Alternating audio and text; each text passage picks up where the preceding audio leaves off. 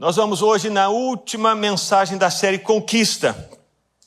E como é a última mensagem da série Conquiste, nós vamos caminhar em cima do último capítulo do livro de Josué. Queria que você abrisse a sua Bíblia em Josué 24. E o tema dessa mensagem é o amor gratuito de Deus.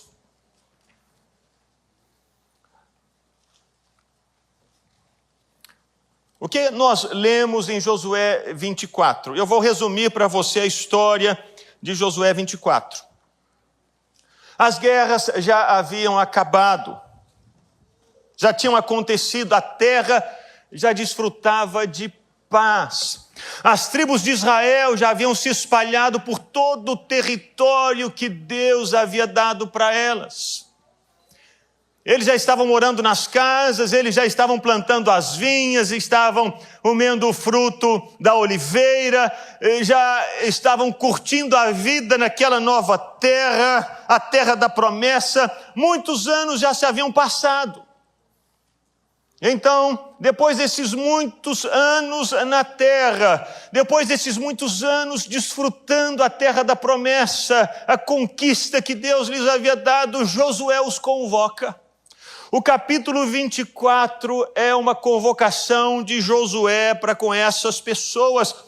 E há um detalhe interessante, porque essa convocação de Josué, ela foi feita para que o povo fosse para Siquém. Não era um lugar qualquer, era Siquém. E isso é interessante no livro de Josué, porque até então o povo não havia passado por Siquém. Eles estiveram do lado do Jordão, depois eles conquistaram Jericó, aí eles foram para Siló, e Siquém não aparece até esse momento.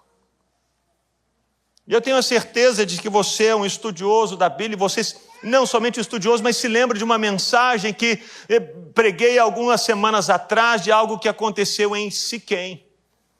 Em Siquém, Jacó renovou a aliança dele com Deus. Em Siquém, Jacó enterrou os ídolos debaixo do carvalho. Em Siquém, Jacó se lembra do Deus que lhe havia aparecido lá em Betel e diz para a família dele: vamos para Betel, para o Deus que apareceu para mim quando eu fugia de Esaú. Vamos voltar para Betel, eu tenho que cumprir os votos que eu fiz a Deus.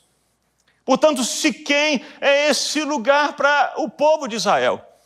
Esse lugar de renovação da aliança, esse lugar de lembrança de Deus, esse lugar de perceber como que está a vida até agora. Foi o que aconteceu com Jacó. Como estava a vida dele até então?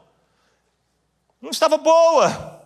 Então ele despertou daquela situação e disse: vamos voltar para Betel e vamos enterrar os ídolos em Siquém. Josué está nesse lugar, nessa mesma Siquém. E ele chama o povo para renovar a aliança. As tribos vêm, se reúnem ali. E Josué faz uma retrospectiva de toda a história deles até aquele momento. Josué fala do chamado de Abraão, fala de Isaac, fala de Jacó. Ele fala sobre a saída do Egito, a vitória no Mar Vermelho. Ele fala sobre a peregrinação no deserto. Ele fala sobre a vitória sobre os amorreus do outro lado do Jordão. Ele fala sobre a travessia do Jordão. Ele fala sobre a vitória de Jericó. Fala sobre a conquista da terra. Fala sobre a posse do território. Ele fala tudo isso que Deus fez com o povo desde o chamamento de Abraão. É uma retrospectiva. Ele olha para trás e diz para as pessoas: lembrem-se como Deus chamou Abraão. Lembre-se de Isaac e Jacó, e ele chega até aquele momento onde o povo está em Siquém, já na terra da promessa. E agora, depois dessa retrospectiva toda, de todas as bênçãos que eles haviam experimentado da parte de Deus, Josué os chama para renovar a aliança. Isso é um momento muito importante. Porque eu queria que você olhasse para a sua própria vida e a sua história até aqui. É o momento em que você e eu somos convidados a olharmos para trás na nossa história, para nos lembrarmos de tudo aquilo que Deus já fez por nós. Como Deus nos tirou do lugar onde vivíamos. como Deus nos conduziu por tantos caminhos difíceis, até mesmo desertos. E como Deus começou a nos dar vitórias e mais vitórias e nos trouxe a essa terra aqui no sul da Flórida. E como Ele começou a cuidar de nós e a prosperar na nossa vida em diversas áreas, em diversos aspectos. E depois desses anos aqui no sul da Flórida, desse tempo aqui no sul da Flórida, Deus nos chama para um bate-papo. Deus nos chama para um diálogo. Deus nos chama para fazermos uma renovação da aliança com Ele. E por quê? Porque pode ser que no meio do caminho algumas pessoas tenham se perdido. Pode ser que no meio do caminho algumas pessoas tenham se distraído. Pode ser que no meio do caminho algumas pessoas tenham se esquecido de Deus. Mas Deus não se esquece nunca de nós. E assim Ele chama o povo para renovar a aliança nesse lugar tão estratégico, emblemático, tão único que é Siquém. E o modo como Ele renova essa aliança também diz muita coisa. Josué começa um diálogo com o povo.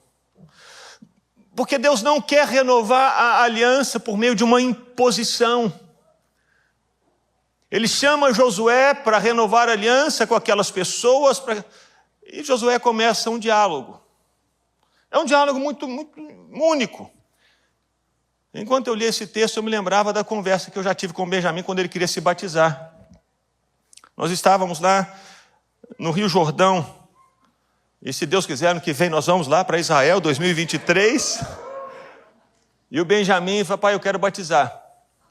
Eu disse: filho, você tem certeza? Ele falou: pai, eu tenho certeza, eu quero batizar. Filho, não, você deve pensar direito. É uma coisa muito séria. E será que você não está querendo se batizar porque tem outras pessoas se batizando? Não, não, pai, eu quero batizar mesmo, eu tenho convicção. Não é porque os outros estão querendo batizar que eu quero batizar. Ô filho, você tem certeza? E aí ele disse: pai, eu quero, tenho certeza. Sei que Jesus morreu por mim, ressuscitou por mim, eu quero batizar. É esse diálogo que Josué, em nome de Deus, tem com o povo de Israel. A partir do versículo 14, Josué começa esse diálogo. E ele pergunta para o povo: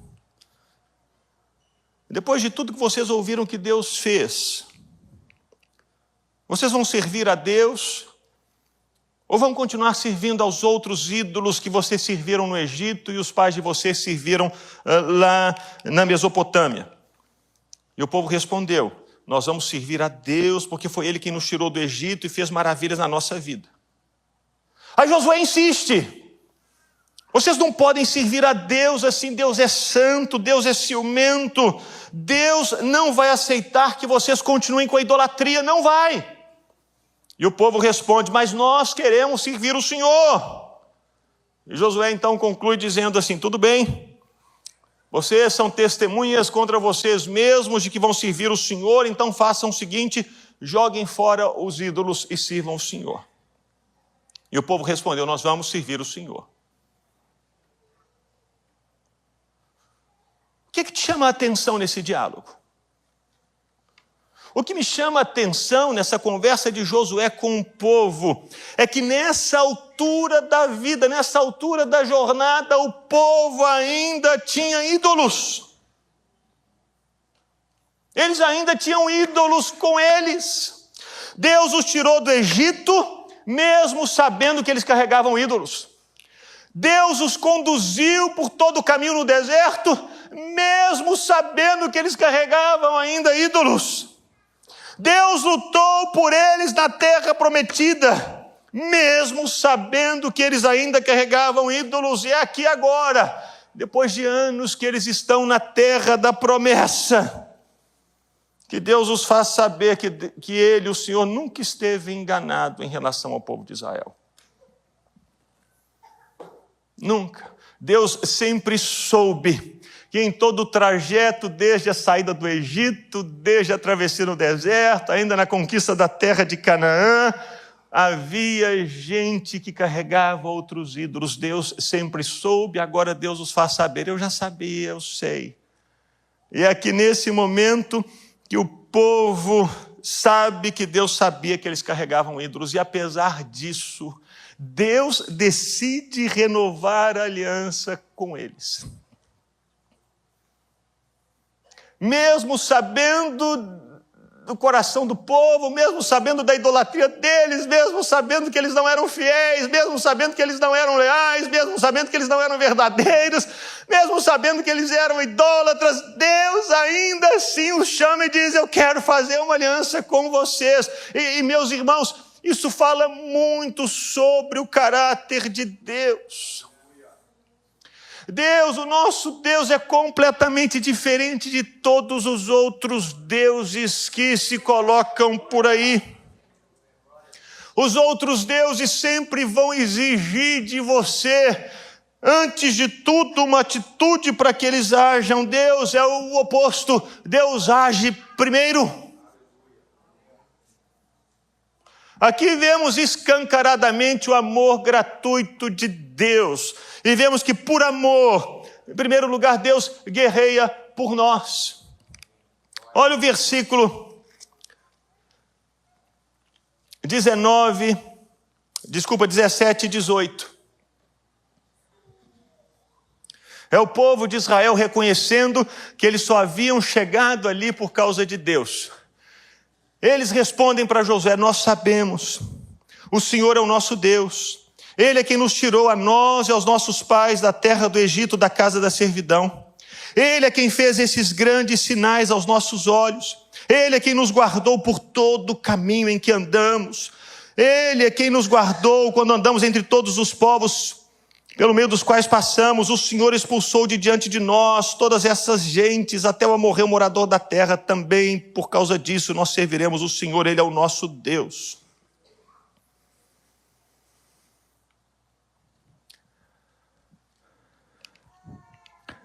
O povo de Israel sabia que apesar deles, agora eles são confrontados com os ídolos que eles carregaram durante todo o tempo, e eles reconhecem: Deus guerreou por nós, não é porque nós merecíamos, mas porque Ele nos amou, porque Ele quis guerrear por nós, porque Ele decidiu por Ele mesmo, por amor ao nome dEle, guerrear por nós. Eles sabiam que era Deus quem os havia tirado da miséria, era Deus quem os havia arrancado do Egito, da servidão, da escravidão. Foi Deus quem os havia arrancado daquele lugar sem paz, de guerra, de conflito, de desespero, aquele lugar sem sonhos, aquele lugar de morte. Eles sabiam: Deus fez tudo isso por nós. Eles não foram arrancados do Egito porque eles eram bons. Eles não foram arrancados do Egito porque eles serviam a Deus de coração. Eles não foram tirados da escravidão porque eles oravam muito. Eles não foram tirados daquele lugar de miséria porque eles eram santos. Eles foram tirados de lá porque Deus os amou demais. E Deus guerreou por eles durante todo o processo, toda a jornada, todo o caminho. E Deus fez isso por amor. Não porque encontrou algo de bom neles. E não porque Deus precisasse da adoração deles. Não, nós nos enganamos se pensamos que Deus precisa de nós. Ele não precisa. Ele é Deus. Ele é pleno. Ele é completo nele mesmo. E Ele tem milhões e bilhões de anjos que o adoram dia e noite com perfeição. Ele não precisa de nós. Mas ainda assim Ele quis nos salvar, ainda assim Ele quis guerrear por nós, ainda assim Ele quis ir ao nosso encontro, ainda assim Ele quis nos arrancar da escravidão, ainda assim Ele quis mudar a sua história, ainda assim Ele foi lá naquele poço onde você estava e tirou você de lá, ainda assim Ele foi naquele lugar sujo onde você estava e arrancou você de lá. O povo de Israel sabia: Deus guerreia por nós, por amor. Esse é o nosso Deus.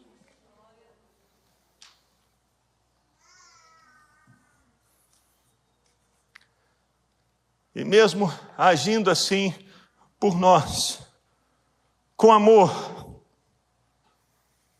Deus não nos aprisiona. Isso faz parte do caráter de Deus. Mesmo assim, por amor, Deus nos deixa livres. Ele nos salva, Ele nos resgata e nos deixa livres. Olha só o que Josué fala do caráter de Deus. Olha o versículo 14 de Josué 24. Agora, pois, temam o Senhor e o sirvam com integridade e com fidelidade. Joguem fora os deuses que os pais de vocês serviram do outro lado do Eufrates, no Egito, e sirvam o Senhor. Portanto, Josué relembra as vitórias de Deus e diz assim: já que Deus venceu, já que Deus arrancou vocês da escravidão, já que Deus mudou a história de vocês, já que Deus tomou a iniciativa, já que Deus foi lá e arrancou você do fundo do poço, mesmo quando você não merecia, Deus te obriga a servi-lo? Não. Se vocês não quiserem, versículo 15, se vocês não quiserem servir o Senhor, escolham hoje a quem vão servir. Se os deuses a quem os pais de vocês serviram do outro lado do Eufrates, ou os deuses dos amorreus em cuja terra vocês estão morando. Escolham. Isso é totalmente inusitado, único, incompreensível. Porque na nossa cabeça de mercado, de consumo, de troca, de contrato, nós esperamos o seguinte: eu te ajudei aqui, eu espero um favor em troca. É ou não é? Não é assim que funcionamos?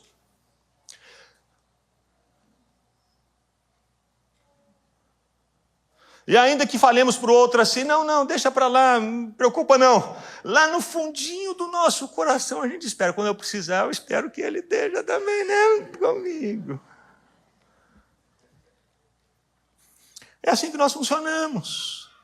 É assim que os outros deuses funcionam. Eles cobram, eles exigem, eles aprisionam, eles acorrentam, eles te saqueiam, eles te destroem. Mas o Deus, o verdadeiro Deus da Bíblia, o Deus que se revelou em Jesus, não faz isso. Nos deixa livres. Deus diz para eles: eu fiz isso tudo, mas hoje vocês tomem essa decisão com liberdade. Porque Deus não quer robôs, Deus não quer máquinas, Deus não quer que ninguém o sirva por obrigação, Deus não quer que ninguém o sirva por medo, Deus não quer que ninguém o sirva por constrangimento, Deus não quer que ninguém o sirva com má vontade. Deus quer que nós o sirvamos com liberdade, com alegria no nosso coração, dizendo: Deus, o Senhor é tão maravilhoso. Eu escolho, eu respondo, eu quero, eu preciso, eu te amo. Deus não quer robôs. Eu vou porque eu tenho que ir. Deus não quer isso. Imagina um casamento funcionando assim. Um casamento em que as pessoas marcam o horário para dar bom dia, boa tarde, boa noite, para dar um beijo. Imagina. Olha, meu amor, 8h15 da manhã, está na hora de você me dar um beijo. Olha, 1h você precisa me ligar lá no trabalho, hein? Estou esperando. Quando eu chegar em casa, às 5h17, eu quero o meu jantar, e eu quero que você... Que casamento funciona dessa maneira? Nenhum.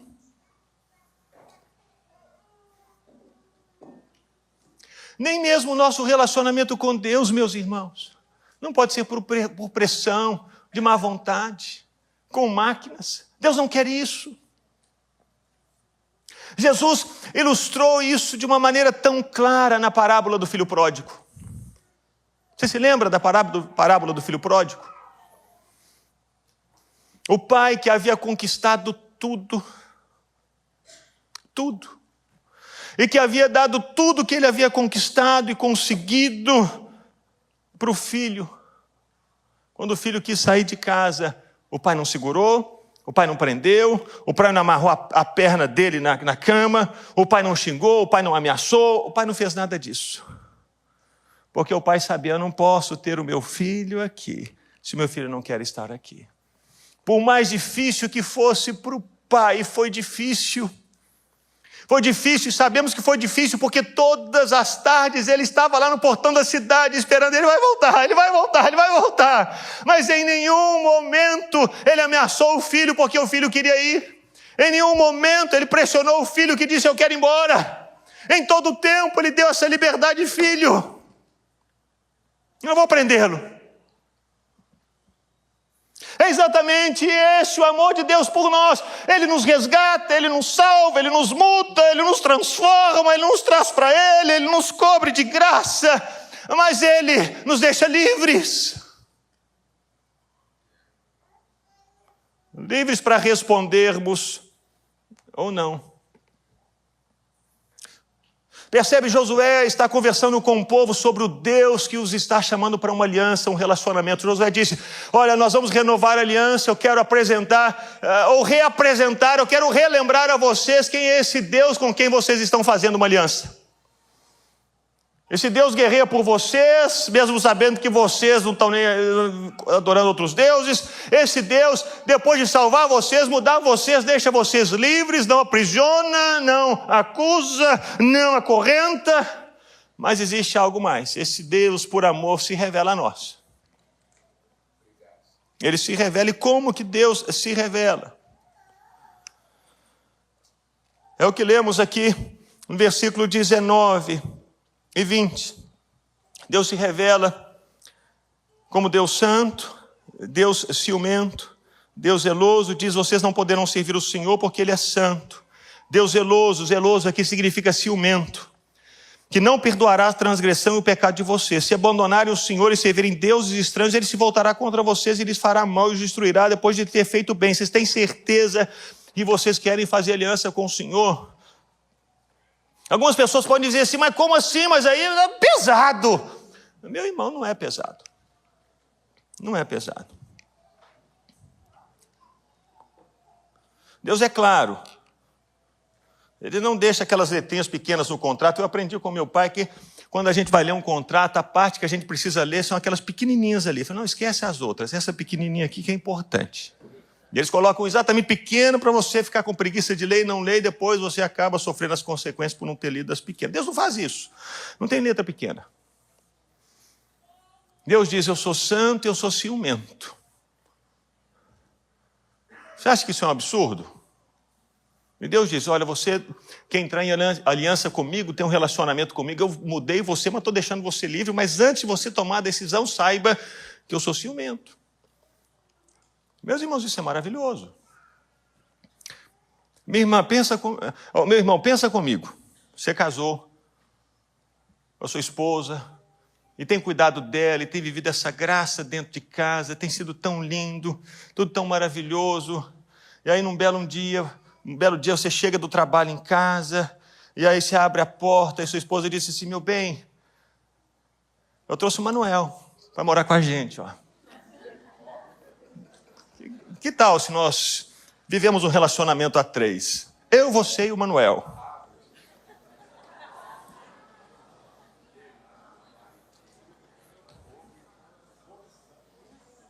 Eu, você, o Manuel e o Sofonias. Todo mundo junto. Você ia topar manter um relacionamento assim? Hã? Sim ou não? Ah, não. O oposto também é assim. Imagina, minha irmã, você casou, tá amando seu marido, cuidando dele, servindo, tudo maravilhoso. Ele chega um dia em casa, e ele chega em casa e ele traz em casa a Epaminondas. Vem cá, eu trouxe a Epaminondas para cá. Vamos ficar juntos. Minha irmã, você ia gostar? O que você ia falar com ele?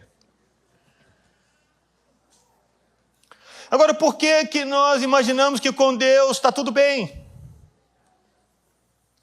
Dizemos: oh Deus, é o Senhor, mas deixa eu trazer outros deuses para estarem dentro do relacionamento. Deus já de início disse: não aceito. Não aceito. Não é você, Deus e a Epaminondas. Não é você, Deus e a Josefina. Não é você, Deus e o seu trabalho, a sua família, o dinheiro, a sua carreira, os seus sonhos colocado ali ao lado de Deus. É Deus ou é Deus? Deus é ciumento. Deus diz: a quem você vai confiar a sua vida? A quem você vai confiar o seu coração? A quem você vai confiar os seus sonhos? A quem você vai confiar os seus projetos? Quem você vai chamar para dialogar? Quem você vai chamar para compartilhar a vida, as histórias? O Senhor Deus diz, sou eu estou com você, quero estar com você, conduzir você. Você já me conhece, eu guerrei por você, mudei a sua história, te tirei do poço, então confia em mim. Agora, se você parar de confiar em mim e começar a colocar outros nessa relação, eu estou fora. Parece duro, mas quando nós trazemos para a nossa vida, nós percebemos, opa, eu agiria da mesma maneira.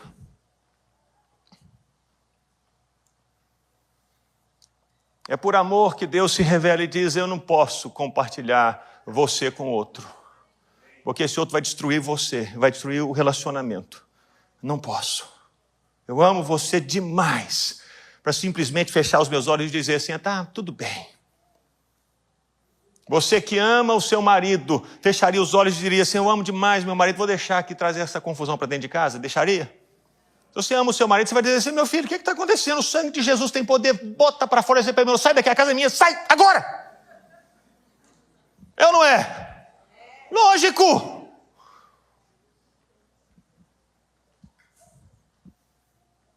Você não vai deixar que venha maldição, destruição para a sua casa e Deus diz não. Também não. Portanto, por fim, por amor, o Senhor Deus diz para o povo de Israel e se revela. Ele diz, eu sou ciumento, porque eu amo você. Mas eu sou ciumento e por isso convido você a jogar fora os deuses estranhos. É o que lemos nos versículos seguintes. Josué disse ao povo, versículo 22, vocês são testemunhas contra vocês mesmos de que escolheram o Senhor para o servir. E eles disseram, sim, somos testemunhas. E Josué continuou, agora, pois, joguem fora os deuses estranhos que há no meio de vocês e inclinem o coração ao Senhor, Deus de Israel. É um convite que o Senhor Deus faz para que as pessoas livremente joguem fora os ídolos. Livremente peguem aqueles ídolos e enterrem lá em Siquém. Para confiarem única e exclusivamente nele. Totalmente nele. Uma entrega total a ele. E é por amor que Deus faz isso. Existem algumas outras religiões que dizem, não tem problema, você pode ter muitos deuses. Eu estive na Índia 5 vezes. E lá na Índia é muito difícil a pregação do Evangelho. Porque se você falar sobre Jesus, eles vão dizer, queremos Jesus, você tem um cartãozinho dele para eu guardar na minha carteira com a foto? Aí ele abre a carteira dele, ele tem 37 fotos de deuses que ele adora lá. Na Índia são 30 milhões de deuses. 30 milhões. Eles adoram cobra, adoram rato, adoram barata, adoram tudo. Então Jesus é mais um. E em muitos lugares é assim que acontece. Nesse mundo diz assim, está tudo bem, você pode adorar quantos deuses você quiser, porque todos os caminhos levam a Deus. Mentira! O Senhor Deus diz para o povo de Israel que exigia do povo de Israel e de nós exclusividade. Ele não divide o espaço dele, ele não divide o trono, não divide a nossa vida, não divide aquilo que ele fez conosco com ninguém. Porque ele sabe aquilo que é bom para nós, foi ele que nos arrancou daquele lugar e ele faz o povo de Israel saber, eu tirei vocês de lá. Eu mudei a vida de vocês. É um momento de renovação de aliança. O povo já tinha ouvido falar de Deus, já tinha experimentado Deus, já tinha caminhado com o Senhor Deus, eles sabiam. Mas Deus os chama novamente, depois desse tempo longe, depois desses anos na terra, depois desses anos na história, Deus diz, vamos renovar a aliança, vocês têm certeza que é isso mesmo. Deus os chama por amor, para não deixá-los perdidos e no engano. Deus diz, eu amo vocês demais para não falar nada, eu amo vocês demais para fechar os olhos, eu amo vocês demais. Por isso eu os chamo para renovar a aliança. É o Deus que chama, o Deus que insiste, o Deus que vai de novo, o Deus que fala mais uma vez. Qual que é a nossa resposta para esse Deus? cujo amor é tão gracioso. A única resposta a esse convite que Deus nos dá, e que foi a resposta de Josué. Josué respondeu antes do povo de Israel, dizendo: eu e a minha casa serviremos ao Senhor. O povo de Israel respondeu a mesma coisa, a mesma palavra. Eles responderam: ao Senhor nosso Deus serviremos e obedeceremos a sua voz. Qual a resposta podemos dar a um Deus que nos ama tanto? A um Deus que nos ama gratuitamente, a um Deus que nos ama misericordiosamente, a um Deus que nos ama apesar de nós mesmos. A única resposta possível é: Deus, eu vou servir o Senhor, eu e a minha casa. O Senhor é maravilhoso, eu quero estar com o Senhor, eu quero andar com o Senhor. E servir ao Senhor, meus irmãos, significa trazer Deus para dentro da nossa casa, jogar fora os ídolos. Deus, vou fazer uma limpa na minha casa. Vou fazer uma limpa no meu lar. Tem coisas que eu tenho feito que eu sei que não agradam ao Senhor, e aquilo que não agrada ao Senhor eu não quero dentro de casa. Eu sei, ó Deus, que algumas práticas estão ferindo a minha esposa. Ó Deus, o Senhor me deu minha esposa, eu devo amá-la como Cristo amou a igreja, e eu não tenho feito isso. Deus, eu tenho te entristecido, te desonrado. Eu vou mudar esse comportamento porque eu quero servir ao Senhor. Deus, eu não tenho servido o meu marido, eu tenho sido uma mulher rixosa, uma mulher enjoada, uma mulher chata, uma goteira na cabeça dele. Deus, me perdoa porque eu estou pensando em mim, e só em mim, no meu ego, na minha vontade. Deus, eu quero alinhar minha vida à vida do Senhor, porque é o Senhor que eu quero servir. Deus, eu não tenho tratado bem os meus filhos, eu os deixei de lado, eu não estou com eles, eu sou muito bruto, eu sou muito irritadiço, eu sou muito explosivo, eu não tenho tempo. Deus, me perdoa, porque os filhos são herança do Senhor, eu quero servir o Senhor, e eu quero servir o Senhor servindo os meus filhos por amor ao Senhor. Significa levantar Deus da nossa vida, é isso que significa servir o Senhor. É levantar Deus da nossa vida para que as pessoas vejam que o nosso compromisso, a nossa aliança é com Deus. A nossa aliança não é com o mundo, a nossa aliança não é com a sociedade, a nossa aliança não é com aquilo que as pessoas falam no Instagram, a nossa aliança não é aquilo que os nossos amigos falam, a nossa aliança não é com os investidores, a nossa aliança não é com o mercado, a nossa aliança é com Deus. Deus, o que o Senhor tem? O que o Senhor quer? É isso que eu quero viver. É isso que significa: eu e a minha casa serviremos a Deus. Significa colocar todo o nosso coração, toda a nossa força a serviço do Senhor. Deus, como eu posso te servir? Como eu posso compartilhar com outros? Como eu posso comunicar para outros aquilo que o Senhor tem feito na minha vida? Deus, que outros saibam, que outros conheçam. Como eu posso tornar o teu nome conhecido? Isso significa servir o Senhor.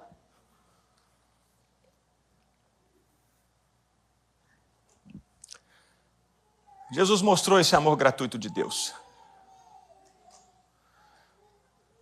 E aí a prova mais clara do amor gratuito de Deus por mim e por você é a cruz do Calvário. Por que Jesus morreu por nós?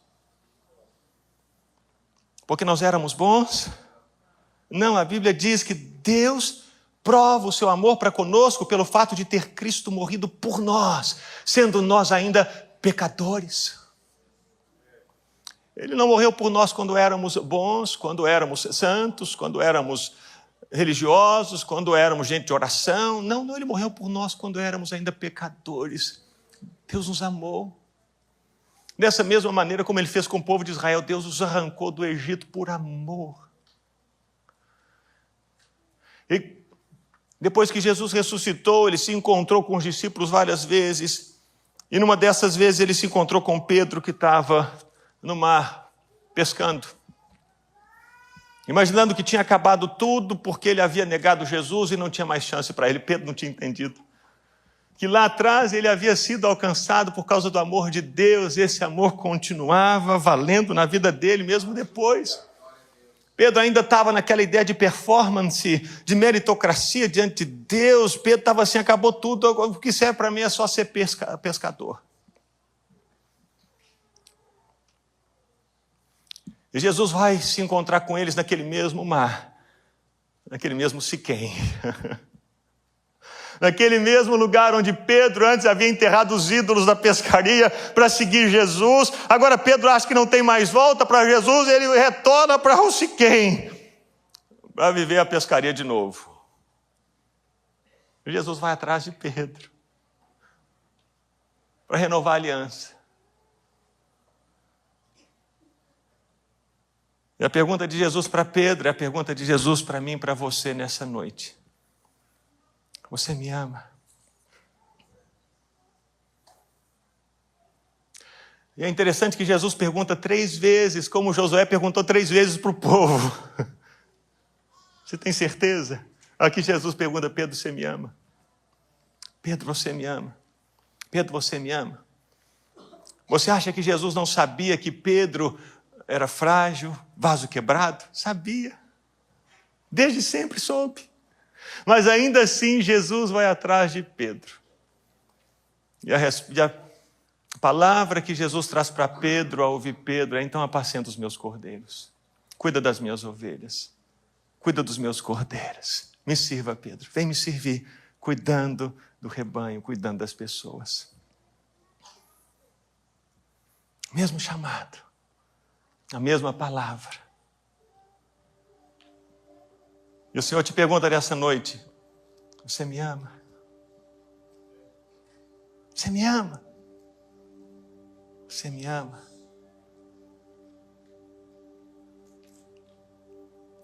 Que você possa responder: sim, Senhor. Eu e a minha casa serviremos a Deus. Eu e a minha casa serviremos ao Senhor. Eu e a minha casa serviremos ao Senhor. Um Deus tão maravilhoso, tão cheio de amor. Queria convidar você a ficar de pé. No final da jornada da conquista, o Senhor nos chama para renovar a aliança com Ele. Deus tem nos abençoado, tem nos guardado, tem feito tantas coisas maravilhosas, tantas conquistas. E hoje Ele nos traz aqui para dizer: olha, eu sei que você é falho, eu sei que você ainda carrega ídolos no seu coração, eu sei que você está com uma vida muito corrida e tantas vezes se esquece de mim, eu sei disso tudo desde sempre. Mas nem por isso eu deixei de amar você, nem por isso eu deixei de cuidar de você, nem por isso eu deixei de chamar você novamente para esse lugar, para dizer: eu continuo me importando com você, eu quero refazer aliança com você. Quero refazer aliança com você. E que nessa noite você possa responder: sim, Senhor, eu e a minha casa, eu refaço essa aliança, eu escolho o Senhor, eu vou andar com o Senhor, eu não vou olhar para trás. Deus, me perdoa quando eu caí, me perdoa, mas eu me levanto nessa noite, no nome de Jesus, para declarar: Deus, eu quero o Senhor. Não existe Deus como o Senhor, não existe amor como o teu, não existe. Eu vou servir o Senhor, eu e a minha casa, eu e a minha casa. Você pode declarar isso, dizer: eu e a minha casa. Vamos dizer: eu e a minha casa.